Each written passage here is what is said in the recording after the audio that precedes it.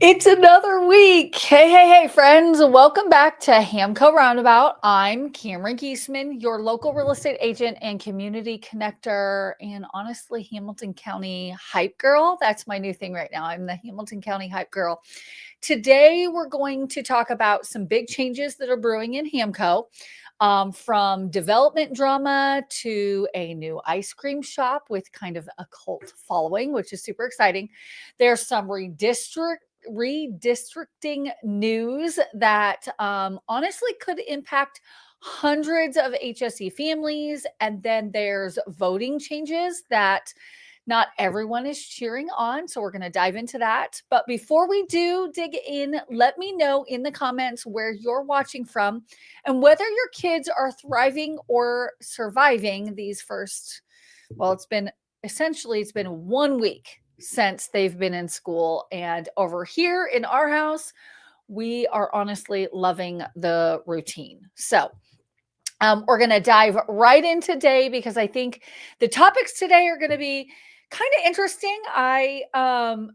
What I found so far this year is that at the end of the day, there's not a whole lot that happens during the summer. And so there's been some construction. There's been things that have been going on. But when I have been tracking like the city council meetings, so I go in and I look at things to try to see what's coming up, there hasn't been a whole lot. So although I think the news today is really big and there's a lot of people, especially in Fishers, that have been waiting for one part of what I'm going to talk about today. There's nothing that's like earth shattering. So, but I think you're going to want to pay attention. I'm like looking at things and I'm like, okay, is everything together? So, okay. So let's dive in. The first topic that we are going to talk about is the, let me switch this over real quick. There we go. There's a new development that is coming to Noblesville, and it is called Granary.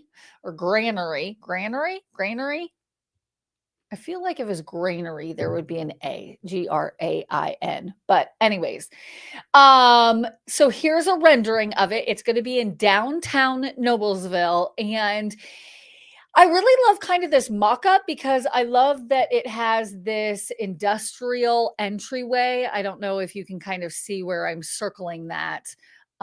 Sorry, like right up here, up at the like middle. Can you see my little mouse kind of going over it? But Granary, you can see that there's going to be apartment buildings and then there's commercial. So it's a mixed use development, which is going to be really interesting.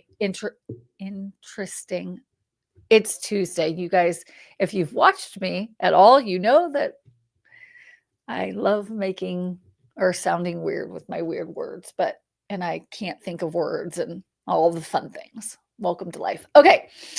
So at the last meeting, August 12th, Noblesville Common City Meeting Council members approved 2 ordinances in an 8-1 vote relating to the Granary, a $67 million mixed use development. So 8-1, that pretty much means they were all for it.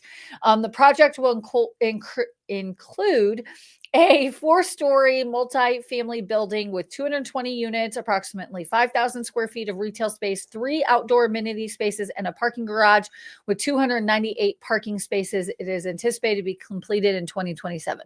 Now, here's the thing. When I see something like this, I kind of get excited because if you've been to downtown Noblesville or when you end up going to downtown Noblesville, you're going to learn that there's just not a whole lot of parking.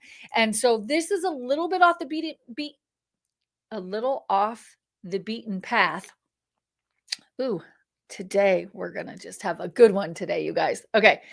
Off the beaten path. It's not like right in the square. So most people, when you say downtown Noblesville, you're thinking the primary square where the city county building is, and then the main square around it where all you have local shops and restaurants and stuff like that. Well, this is a little bit down the road, but when you see 298 parking spaces, I get really excited.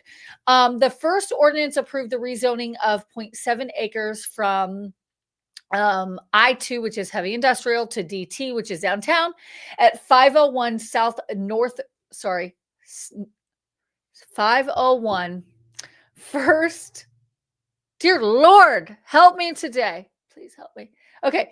501 South 9th Street in Noblesville, Assistant District of Planning and Development, Denise Eichelman said the change aligns the entire block under the same zoning regulation. So clearly it was a different zoning. So that just made it so it's all the same zoning. Then the second ordinance approves a downtown mixed use overlay, a zoning tool that encourages a mix of residential and commercial uses within a designated downtown area for approximately 2.69 acres at that same address. I'm not going to try to butcher it again. And parcels to south of Walnut Street between 8th and 9th Street. So there's this little area, and I'm going to kind of talk about it a little bit more as we go further down. But essentially changing that zoning. I also love that we are doing a mixed use. We've got a lot, like in Fishers, there's been a lot with the mixed use where you have the commercial on the first floor and then the housing above. I like this because it really plays into that work, live, play mentality. Especially in this area, they're really trying to develop the walkways so you can walk downtown, you can walk even downtown and across the bridge. There's a Kroger there. And there's the music, like outdoor venue that is right there, Federal Commons.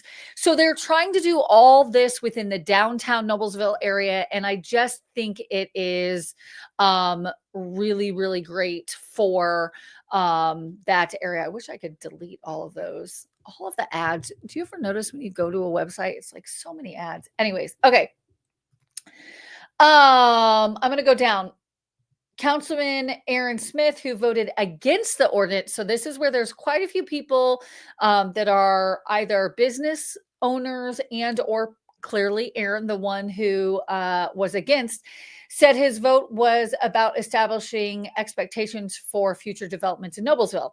I want to support projects that integrate seamlessly with our trail network and establish Noblesville as the gold standard in Indiana for trail adjacent developments, which there's one trail adjacent development that's going on in Fishers. And I really love, again, like I just said, I really love that concept of having it be kind of that work, play, live, and to be right along a trail is amazing.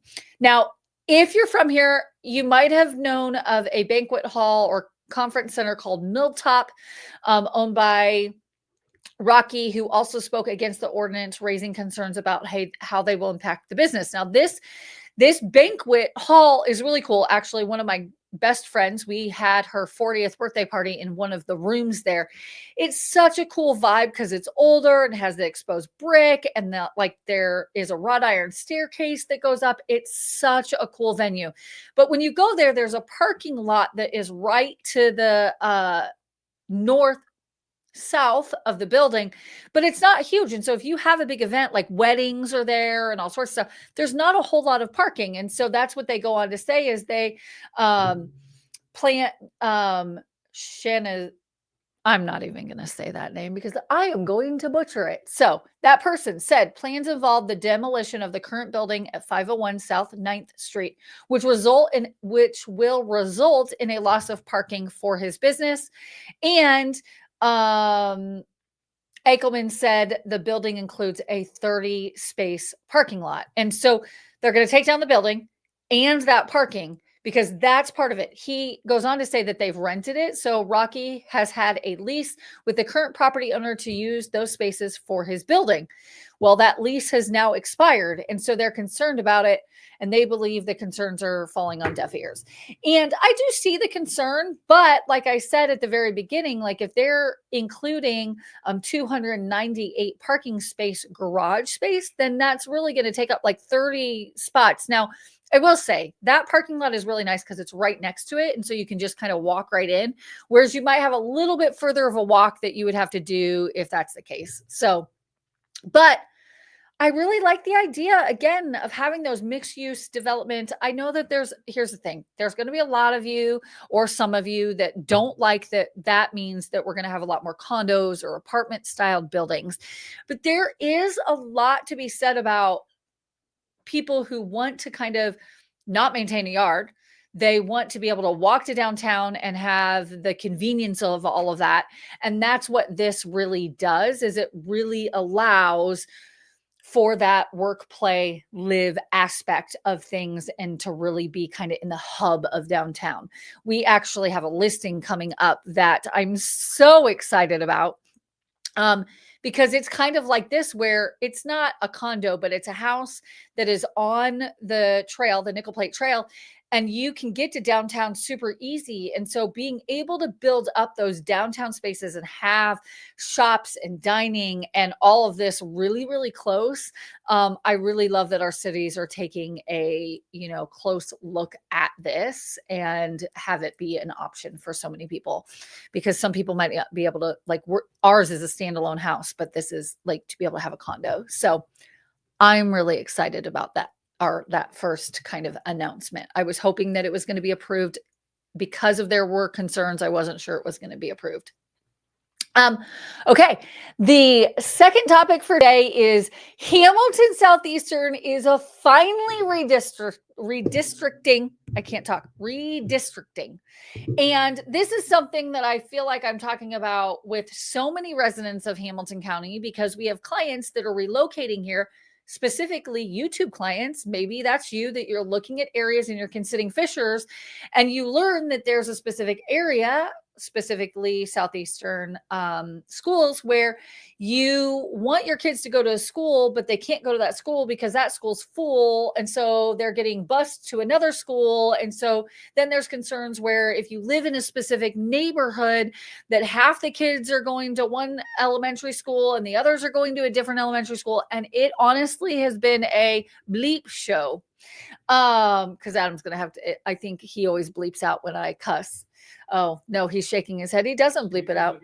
YouTube's okay with me saying shit. Okay, so it's a shit show. Anyways, okay. So Hamilton Southeastern has been talking about this for a while, and we've been waiting. And I've had conversations with Hamilton Southeastern, and they've said that this is coming. We had hoped that it would have been last year because it was in the pipeline. It's just, here's the thing. Hamilton Southeastern School District, if you look at it, it's a really big, large mass and land mass. And there are so many houses that are being built, especially new construction. And so if you're buying in one of those areas where new construction is booming, the elementary schools they just can't handle the amount of kids. And so it's been a problem. And so they're working on it. They've started the redistricting, and I'm so excited. So Hamilton Southeastern School Corp has started a months-long process to redraw school boundaries, partly in response to steadily declining enrollment in the elementary grades and shifting demographics. The HSE School Board of Trustees heard a presentation August 13th about how the process will move forward, with a final recommendation expected in December. So it's interesting because what I just said is not what they just said, right? They're saying it's because of the lower amount of enrollments, which, yes, is true. And you can see that in this diagram up here, right? It shows you the, let's see if I can blow it up. So this shows the amount of what enrollment has been over the span. And so you can kind of see, like, it's gone up and now it's going down. And so we don't have as many people, but what's happening is the people that are moving to the area, because I believe the baby boomers aren't moving out of their houses yet. A lot of them aren't. And so a lot of the neighborhoods that are the older neighborhoods, those aren't moving as fast. That's why I'm really excited about this new listing. I'm going to talk about this new listing multiple times because I'm really excited about it. And if you want a house in downtown Fishers, let me know because it's going to be amazing. Anyways, when you look at those areas that are downtown, those houses, because they're typically an older demographic that are living in a lot of those houses, they're not selling as fast, right? And so what you have is these new construction neighborhoods that are in, like, the farther east, like southeast side, and or even north northeast side. That whole north corridor, east corridor it was all farmland. So now it's all new construction that is going in. And so that's a lot of new construction is families. It just is. And so that's the type of build, right, that the builders are bringing. They're bringing family styled homes. And so that's the demographic that's buying. And so when you have that much growth in one specific corridor of Hamilton Southeastern School District, those schools can't handle it. So they're not really specifically saying that. How do I get out of that? Okay, there we go. They're not saying that. They're saying it's because of the declining number, which I get. Yes, clearly it's true. But the district has launched a public survey to gather input and you can go, if you live here locally, I recommend, we have done this, to go to that Survey Monkey, and is accepting applications for focus groups. And then both the survey and focus group applications period close August 31st. So you want to make sure you jump in there, especially if you're concerned about this, which I know there's a ton of Hamilton Southeastern School District parents that are really concerned with this. And so I'm going to tell everybody, if you're concerned, you need to jump on this, because that's how you're going to have a voice into all of this. If you're concerned and you do nothing, then in my opinion, you can't complain because you weren't part of the focus group. So anyways, Andrew Bishop with consulting firm Wolpert is helping the district through the redistricting. That's a really hard word to say with braces. Redistricting, because my lips get caught. He told the board that preliminary numbers show overall enrollment this year is the lowest in the last decade. That's crazy that it's lower. A chart shows the expected 25-26 enrollment is 2,644 compared to 20,000. And if you've been a viewer of my channel, you will see on our videos that Adam has to sometimes change the numbers because I'm the worst. I actually think I have a little bit, he's laughing at me. I do think I have a little bit of dyslexia because I just turn words around and I don't see numbers and all sorts of stuff. So 20,644 compared to 20,825 in the 2014 to 15 school year. Now that's a big jump. That's a 10-year jump.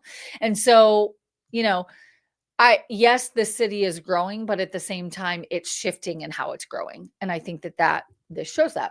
Enrollment peaked in 2019 with the district when the district had 22,183 students. So kind of goes into talk a little bit more. It talks about middle school, junior high, and high school buildings don't show the same levels of underutilization. So that's good.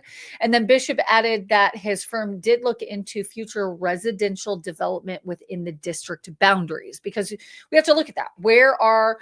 Where is there land? Where could there be more houses that are built and all of that? So this was also interesting. So Wolpert reached out to the county and municipalities for information on known and approved residential properties early in June.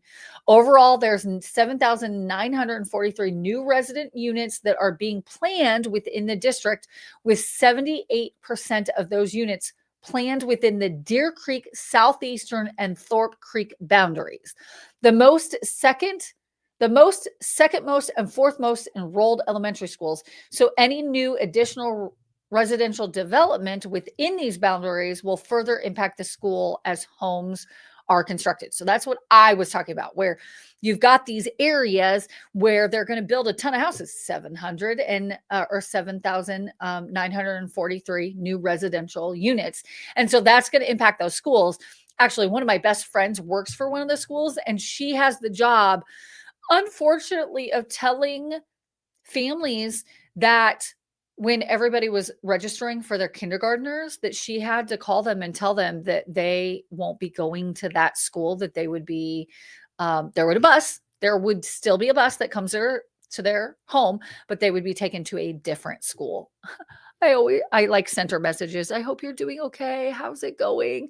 Because that's such a hard thing to do. Like if one of your kids is going to one and one is going to a different, like that's challenging from a parent's perspective. And so I love that they're working fast to try to get that all squared away and figured out and taken care of. So yeah, so that was a really great news that I finally they're saying we're starting, we're doing it, and we're moving forward. So cheers to Hamilton Southeastern for making that change. I am here to say that it's probably going to have to happen again, especially if 7,000, almost 8,000 homes are built. They're probably going to have to redistrict again.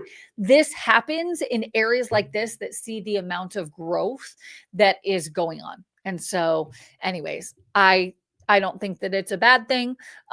Some might look at it as there's too many people. We have too many houses in an area, but that's what you get when you have an area that's ranked one of the best places to live in the United States.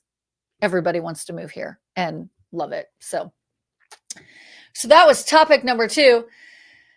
Topic number 3 is Hamilton County plans to implement vote centers, Hamilton County's plan to implement vote centers draws mixed response. Now, when I first saw this, I didn't really understand what it meant. So previously, I'm going to give you how it has been in Hamilton County.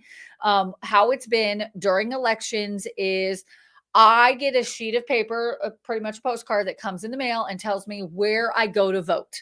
And so that is my designated location.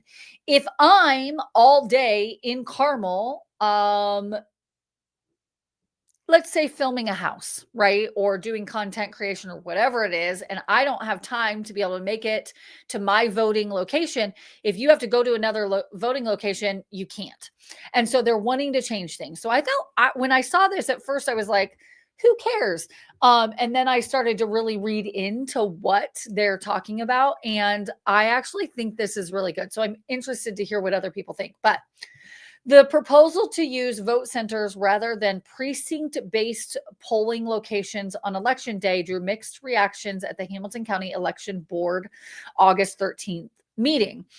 Of Indiana's 92 counties, 67 use election day voting centers. That's what they're wanting to go to, which allow voters to cast a ballot at any polling location within the county. In Hamilton County, they must vote at their assigned precinct. So I have one location I can go to. Moving to voting centers would eliminate one of the most common problems to arise on election day, where voters showing up at the wrong precinct and being turned away. And then the problem is, it goes on to say that essentially, let's say you go to your voting location and you realize you're at the wrong place. And sometimes your voting location is more than 10 minutes away, and say the polls are closing. Well, you are kicked out. You then can't vote. So county officials are proposing 52 vote centers, less than half the number of polling locations open during the most recent election based on the number of voters in Hamilton County. State law would only require 26 vote centers. So they're looking at proposing 52, even though they really only need 26, which I have to admit, I feel like you're going to need 52 because that's half of the number that we've normally had. But with doing so, the plan calls for each center to have at least 10 voting machines, more than typically available at precinct voting sites. I think at ours, which was at a church, I think it had like 6. So the goal is to have 10 or more. So I'm not opposed to this. I don't know what other reasons or things that would come up that would be negative to this. I see it as a value, especially for so many people, if you're not in your area, to be able to run into a different precinct and vote. So a switch to vote centers would also allow the county to hire fewer poll workers. So that helps with the number. Currently 500 to 700 workers are needed, but with the proposed model, only 400 to 500 workers would be needed. So again, I don't know what it would be that is bad. So anyways, that's what they're looking at. So if you're used to or familiar with a different voting style, I'm curious what your thoughts are. Put a comment below of how your area is, because it's interesting to me to think that there's different ways, and I didn't even realize. I just always went to where I was told to go to vote. So anyways, so there you go. And you can go and read the rest of the article if you want to. Okay, the next big news. Now, this is one where at the end of the day, it's not really all that big. But if you are an ice cream fan, then you're going to be excited about this one. I'm excited because Ben and Jerry's Scoop Shop is coming to Muse at the corner in Carmel, located at Westfield Boulevard and 116th Street. The apartment complex announced this newest and sweetest neighbor on Instagram, promising poolside pints and waffle cones. I love Ben and Jerry's. I've always loved Ben and Jerry's. I love all the flavors and all the varieties, but you can only ever get it in a pint. So it'd be really cool to be able to like walk up to a Ben and Jerry's window and order whatever Ben and Jerry's you want. So Vermont-based Ben and Jerry's is synonymous with ice cream, famous for pints chocked full of dessert goodies and unique flavors with fun, quirky names. I do love the quirky names. So typically found in the ice cream aisle at supermarkets, the new Ben & Jerry's Scoop Shop will become the only physical storefront in Indiana for the ice cream brand and offer Hoosiers new ways to enjoy their world-famous treat. From waffle cones to sundaes to shakes and smoothies, Ben & Jerry's shops expand beyond the pint. So I'm so excited. If you're not an ice cream fan, then it probably doesn't matter. But my son worked at Handel's for a summer. Well, almost a year. And he has now become addicted to ice cream. And so we, of course, always like to have ice cream in the house. And this is just a fun way that if you're in Carmel and you're hanging out, to swing by and try. Because sometimes you don't want to try a whole pint. You know what I mean? Like sometimes, can I just get like a scoop, or can I try it?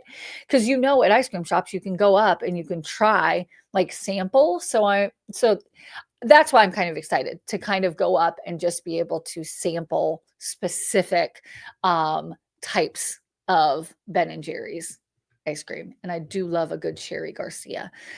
I don't traditionally like cherries, but for some reason, I love the Cherry Garcia. So anyways, cherries and flakes of fudge. So good. If you're watching now or even later, put your favorite flavor of Ben & Jerry's ice cream in the comments if you like ice cream, because I'm curious what the favorite is. Okay.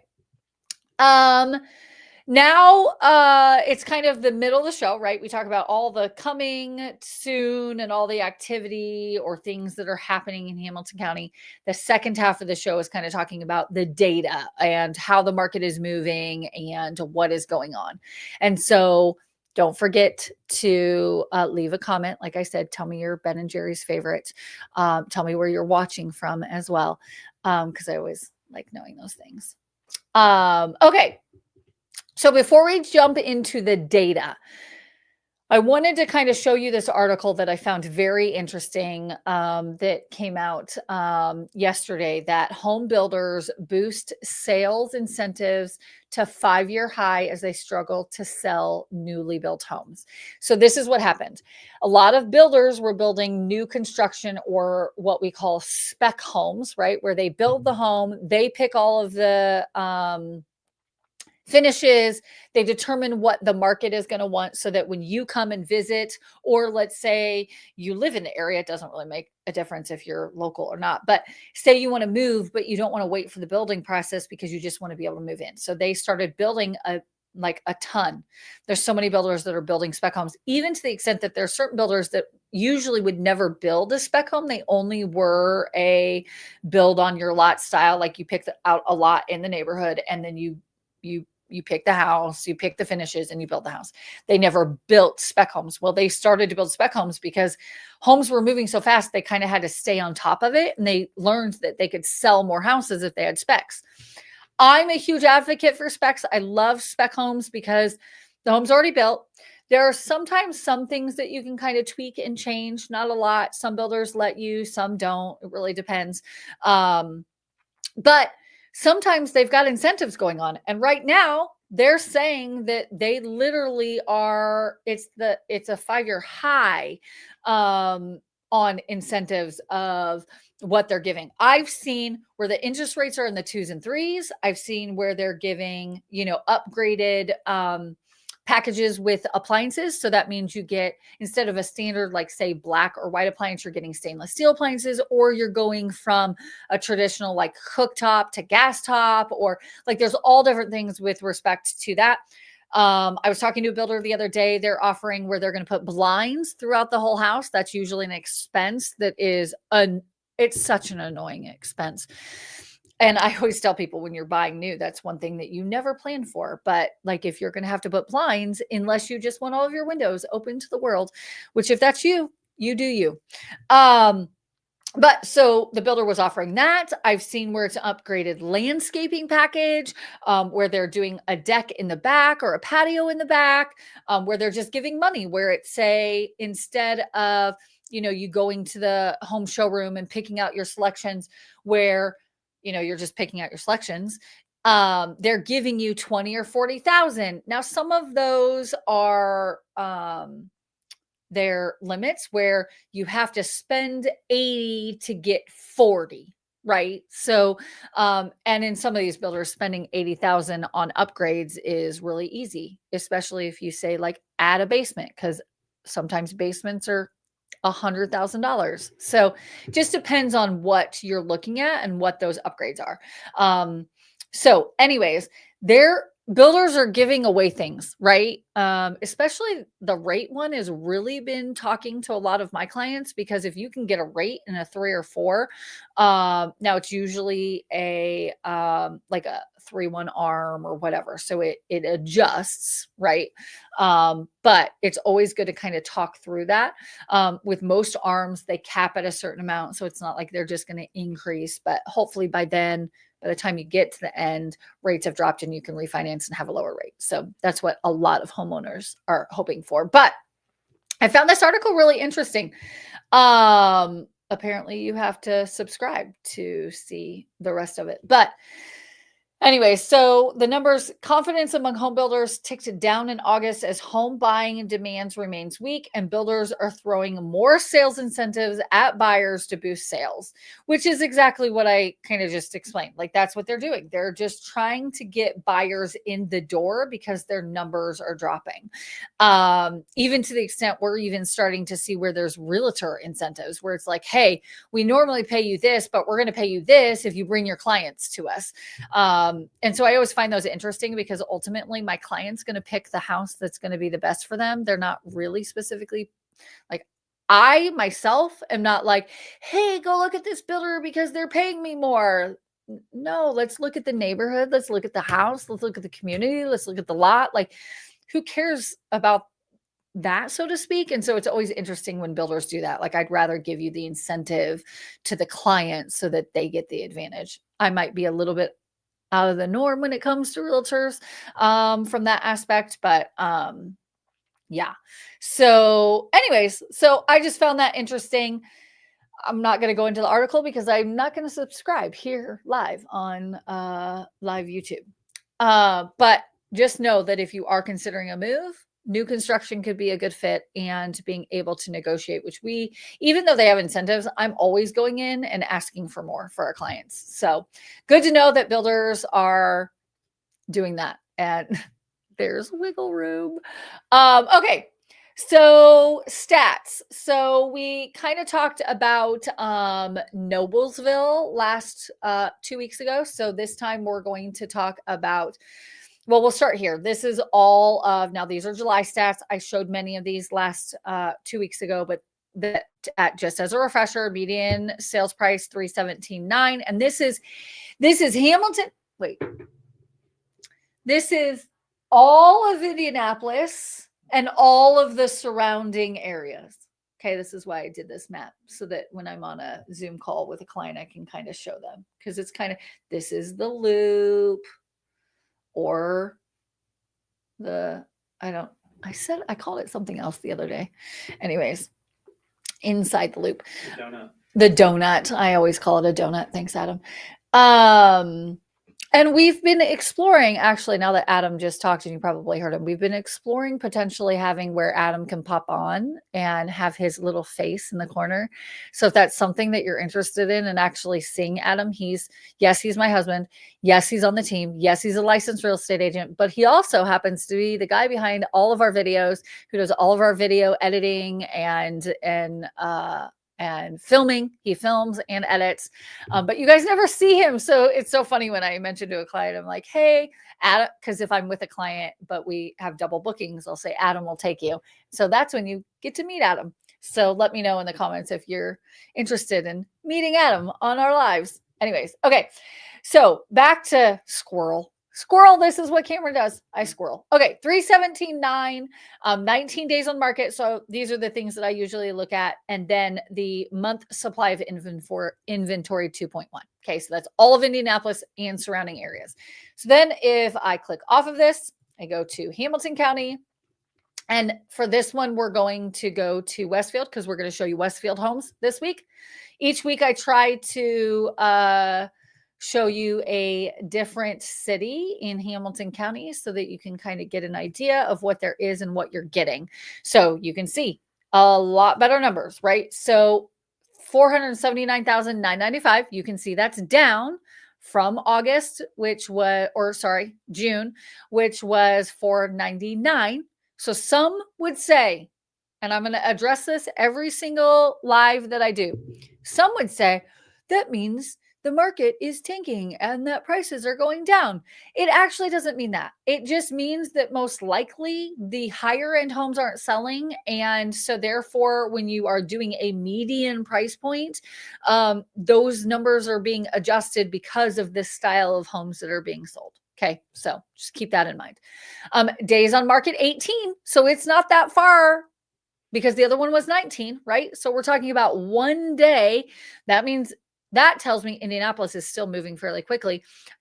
Westfield, so you can kind of see, right? It used to be 13 in June and now it's 18. So it's slowing, which yes, the market is doing that, but we're also at 1.8 inventory. So we were at 1.6, we're now at 1.8. So that means if we stop and no other listings hit the market, that it will take 1.8 months time to sell this active inventory, 278. So interesting. I like to see those numbers because, again, it helps me kind of gauge for my clients where things are moving, how it's moving, and what the market is doing. And so we are seeing that that pendulum is starting to shift. There's going to be a lot of agents that tell you, oh yeah, we're in a buyer's market. I personally don't think, at least in Hamilton County, that we are actually in a true buyer's market from a data perspective.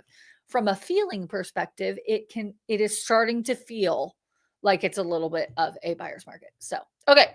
So now we're going to show you 3 houses. If you're new here, every live show, I try to show you 3 price points within Westfield or the area that we're focusing on to kind of give you an idea of what you can get for that said price point. Now, clearly there's variables with this, but I just want to give you an idea so that if you are someone where you're looking at Westfield and you're not sure what you can get, nothing about Westfield, right? First off, if you know nothing about Westfield, make sure you click that subscribe button because you want to make sure that you get notified when we do videos on Westfield or about the Hamilton County area.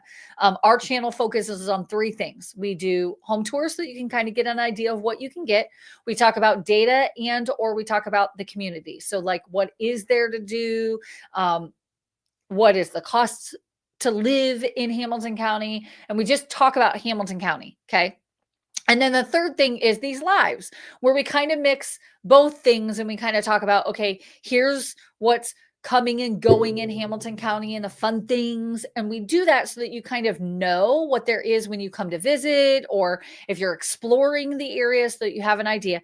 And then we show houses. So that's what we're going to do next. We're going to show you 3 houses so you can kind of get an idea of what you can get if you're thinking of living in Hamilton County, or if you already live in Hamilton County, this just might show you a house that you might be interested in. Okay. So this first one is a cute little ranch. And I'm doing things a little bit differently. I'm going to show you the house first, then we're going to talk about the price and or the details of the home. So just trying to change it up a little bit for you guys. But this is a cute little house. It's maintained well. You can tell it looks like they've got either newer carpet or they just maintained the carpet well. Stainless steel appliances. It's not a big house, but this is kind of on the smaller side, but washer and dryer. It has a garage, an attached garage. You don't see that here, but it has everything. So it is a 3-bedroom, 2-bath, 1,200. So 1,223 square feet, built in 2012. It is in the Maple Village community, and it's currently listed $299,900. But you can see, so this one's been listed for 13 days. It didn't go like this because I would say at this point in time, only the cream of the crop homes are going like this. I'm hoping my one, well, I think it's the cream of the crop home that we're going to be listing in Fishers, but we'll see when I list it. And you'll see it because we're going to do a video, but it's been on the market for 13 days. And you can see the original list price was $3,099, which I think they probably shot themselves in the foot because they should have gone right out to market at $300,000 right out of the gate. I also try to give you tips and tricks through these videos. So if you're watching and I don't know if you'll even get this far, but if you got this far, I try to give you, if you are planning on listing your home, have these conversations with your agent. If you don't call us and you're talking to your agent, this is one of the things I recommend. I never recommend a 999 anything. You just need to do the round number. This house needs to be listed at 300,000 because at the end of the day, if your house is listed at 300,000 with the search engine, I'm going to use Zillow, for example. Right now, if you are looking at a house and you're doing a search, you're going to search probably from 200 to 300 because that's how the algorithm works. It used to be that you could do off numbers like 350 or 320 or whatever. Now it's 200 to 300. So now if somebody is starting their search in Westfield right now and they've put in their search criteria starting at 300,000, because of $100, they're going to miss this house. I like to speak to the algorithm, not specifically to bread or gas at $299.99. I get it. I understand the philosophy of if you see a 2, it feels better. But ultimately, the goal is to get the most amount of people into the house, and they've just missed the boat because this needs to be listed at a straight 300,000. That's my 2 cents. My listing tip of the day: do a round number, especially when you're within 5 to 10,000 of a round number. It's always better to go to the round number. So anyways, 3 bedrooms, right? It's cute. It's probably still at this point, maybe priced a little high considering what it is. And then I always, you know me, I always like to look at location. So this is off of 32 and 31, Big Hoffa's, great barbecue place. And you've got Grand Park a little bit north of this location, Urban Vines. This is such a great location. You're close to, both golf courses. You're in between the both, super close to Meyer. That's a great property. So if you're wanting something that is in that lower price point of or being under 300,000, here you go. You can get it for $299.9. Okay. The next one is a 3 car. So we've now gone a little bit bigger. The average, if I go back to here, I wanted to try to keep something, it's a little bit higher than this, but kind of around that average price point, right? Because I want to kind of see what can you get for around that. So this is a 3 car. I don't remember how many bedrooms, but you've got a cute little porch, and look at that great room. Okay, I'm going to take a drink.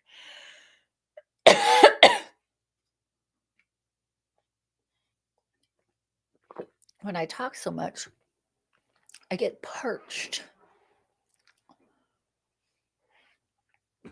And I made these really cool mugs.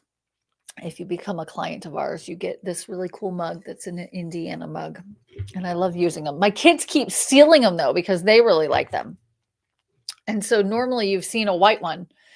You had to get a black one this time. I don't know if you can kind of see. Will it do that? No, there's too much lighting. Anyways, okay. Not that you really care. Who cares about a mug? Okay. This 2-story entry, you have two schools of people that some love a two-story great room. Others are like, I don't want to heat and cool a two-story great room, which I don't disagree. It would be annoying, but isn't it beautiful? I love how they look. Having a stone fireplace, it looks like there's potentially a bedroom over there, but look how pretty that is. Great big um kitchen, things that are upgrades from a new build, since I know we talked about new build or new construction. Things like crown molding is extra. That's an updated. Staggered cabinets is an upgrade. Probably this granite countertop because it looks kind of like a granite versus a another type of solid surface product that was probably somewhat of an upgrade. Most builders don't have this type of filigree, or filigree is not the word, poles, that sort of stuff. So, oh, you can tell it backs up to a nice little patio space. It also goes into the dining room, formal dining room. This is great. I'm loving the flow. Just nice and open. That I have a feeling this is on the first floor because that's the windows. So that's that bedroom on the first floor. So that could be maybe in-laws quarters. They don't have the notes. That's my other tip. If you're going to list your home, ask your agent to put the notes on here. Like this should say first floor bedroom and indicate if it is an in-laws quarters. So it looks like it maybe is an in-laws quarters. Yeah. Okay. So I'm going to presume because it went from bedroom to toilet, sink to shower, that this is an in-laws quarters. Okay. But it would be nice if it just said that, right? So upstairs we go. You've got the primary upstairs with the vaulted ceiling. That's really nice. Large. It looks like you only got one sink. That's interesting. I'm surprised. No, it does have a sink. You just can't really see it. So double sinks, which is really great. Walk-in shower. Looks like a taller vanity versus a short vanity, which I think almost all the builders are starting to do that. I love a good shower with a place to sit so that you can shave your legs. Walk-in closet, bedroom 2, bedroom 3, double sinks, bathroom. Oh, look at that. Bedroom 4. That would be great as a rental because you'd have all of the rooms. And then the backyard space, which they kind of made this a privacy space so that you can sit down, but you're not staring right at your neighbor. So that's kind of nice. It's still a big backyard. So there you go. So this house is $545,000. It is a 5-bedroom, 3.5, 3,353 square feet, built in 2017. It also has been on the market for 14 days, so not very long. It was listed at 550. They have dropped it to 545. I feel like that's not really a decent drop or a significant drop that's going to make somebody who would look at it at 550 is going to look at it at 545. And then location. Let's look at location. So this one is a little bit, so the other one was here, right? So this one's a little bit more north, closer to Grand Park, still along that 32. So it's close to the Meyer, right? So you've got Meyer right there. And then again, still big office. I did learn that you can pay to have it on the map, which is really cool. You're super close to the elementary school, which is great. There's a church there. Grand Park is so close. So if you have kids in sports, that's killer. Like, look how close that is. That's amazing. Okay. And then last but not least is this beauty. Look at that stonework. I love that you kind of pull through the garage. You don't see that very often. Super unique. You have a gate. So this is a valley view. So it's its own little gated space. Let's see. But look at this. You guys, when I saw these pictures, I got so excited because it's so pretty. It's elegant, right? But yet it's not elegant in a old style way because there's different styles, right? This is elegant, but yet still clean lines. Like, look at this fireplace, right? It's not like elegant, ornate. Gosh, I want to see this fireplace in person because I can't tell if it's like a stone or if they've just used different types of tile or paint. Beautiful kitchen. Now, this, I'm going to go off of it real quick, was built in where is it? Built in 2007. I kind of cheated because now you saw the price, but 2007. So, but this doesn't look like a traditional 2007 style. So they've probably come in and redone the kitchen because this is more, this has become more of a trend recently. Beautiful stove, cooktop range. Look at that. It almost looks like it's like leather, not velvet, but like a matte leather. I don't know what it is, but that is super cool. Talking about the range hood? The range hood. Alcantara? I don't know, but it's so cool. It looks like it's like Alcantara. Yeah, I don't even know what Alcantara is. What is Alcantara, Adam? Like a micro suede leather. It's like what's in our car on the door. Oh, okay. It's like, yeah. That's so cool. So I'm curious if that's what it is, but I feel like it can't be that because it would have to be a stone or something that would need to be. But here's the thing. I love a good like texture, even if it's not textured, the feel of that it's just so good. Just really like it. At every angle. Okay, whoever installed that sucker's gorgeous. Cabinets, floor to ceiling cabinets, beautiful. Yeah, like look at this round room. I'm obsessed, you guys. Look at that. And the decor of this really fits with the house, and I love the vibe that it's producing. Okay. Okay, see that wall in the bathroom, it's got to be like a textured paint faux paint process. I don't know. I freaking love it. Okay, that's a really cool laundry room. I didn't look through all the pictures. I looked through some because I like to give you more of my authentic, like when I first see something. I feel like that's more, I don't know. I feel like it's more authentic versus me going and looking at it and then, just telling you. Here's the thing, you guys. I geek out for houses.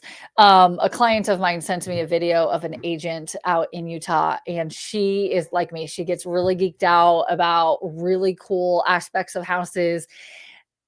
Hopefully, you know how much I love doing this because I really do. Like, I just love houses. I don't know why. I tried to convince our twins to go with us to go look at the dream home. And because I think it's really cool. And they're like, we don't want to go. And I'm like, but it's such a cool house. And they're like, okay, whatever. I love good architecture, good design. It just makes me happy. When I walk into a room and it's done really well, I geek out. Things like this, like, okay, this is a his and hers vanity, but they have a mirror and then a walk-through bathroom. Now, my only concern is keeping this clean, but how cool is that? That's beautiful. And that tile work, yes. I mean, look at that. The tile on the floor and then this nook here. So when anybody looks into the shower, they don't see all of the junk. You can just line it up there. And the only person that ever is going to see that is the person who's actually taking the shower. Okay. I see you, house. Mm-hmm.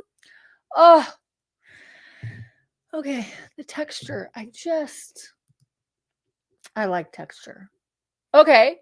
To have your laundry in your closet, I told Adam, ours is separated and I've always wanted to take down the wall between it and just have it be where our laundry room and primary like closet are all one. And we might do it when the kids are gone. Currently right now, because the kids just throw their shit in there and I don't want to mess with them. But look at that. I love this. Okay. Again, if you're going to have a house that is this expensive, please put words on the pictures. Ah, it just irritates me. Anyways, it doesn't take that long. Just put the words. Okay. I know you're annoyed with me. Okay, to do a curved ceiling, that is so hard to do. That to me is craftsmanship because that is not easy. And to make it, because there's so many things that can go wrong and look bad. Oh, that's a great bedroom. Look at that. Okay, so that's the guy's room. The other one was the girl's room. A secondary laundry room. Look at those dual stairs. Okay, beautiful. Yes, this is the basement. So you've got a long wall so that you can have shuffleboard and table tennis and a pool table. You guys, there's probably, this is under the round room upstairs, I bet, under that, the dining room. Beautiful downstairs. Look at that movie room. Okay, that's super cool. I mean, sun drenching that whole room. Not sun drenching. I looked out at the sun. Color drenching that whole space. Oh my gosh. Yes. And then I do love stone. I know some people are going to be like, I don't like that stone. I like the stone. I think it's a whole vibe. I love the like rustic, like clean lines, texture. You're on a pond. This is great for entertaining. Downside, it doesn't have a pool, but who cares? Look at that. And this is that neighborhood. So yours has its own gate versus all of these. There's another gate over here, but 4-car garage in the back. And I do think it comes with these 2 lots. So when you buy the house, it includes the 2 lots. So you have seclusion and everything. It's great. So $4,100,000 chump change for somebody. 4,100,000.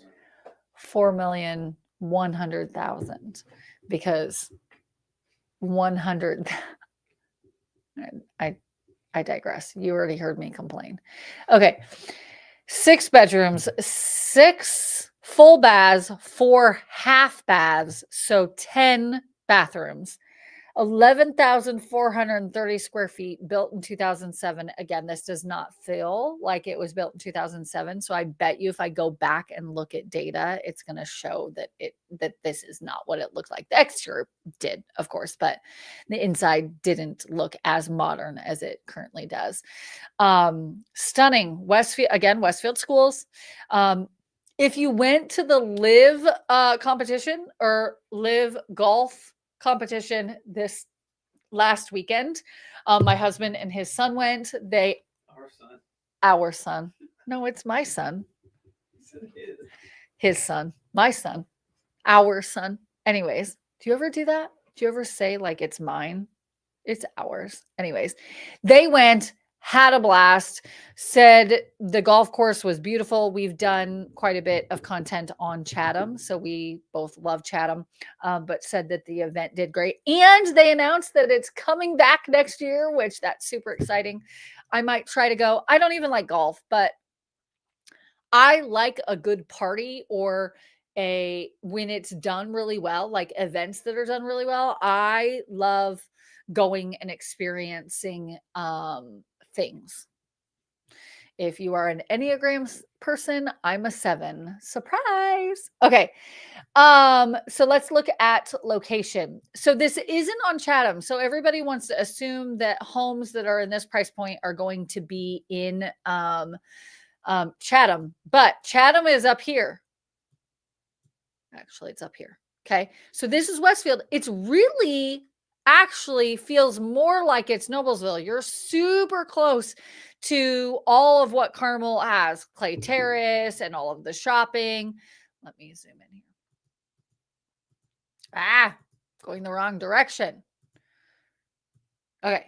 So right here in that, all of this is Viking Meadows. It's all built out. These are all custom homes that are in there, but super close. If you just drive down 31, right, this is where Walmart and Chick-fil-A and Lowe's and Kona, and this is Clay Terrace where, Whole Foods, and one of my favorite, they've got Lululemon right there, and Evereve and Athleta, and like all, it's an outdoor mall, so it's really great. But yet you still have all of your normal conveniences like Walmart. Target is a little bit, Target's right there. And there's just so much right here, like tons. I could zoom in and even show you more. So, but I wanted to show you that house because it's such a beautiful home. It's only been on the market 7 days. I'm curious to see how long it'll last. Because I don't know if many of you know, but the cult owner, Jim Irsay's house went on the market and it was listed for, I think it was like 14 million.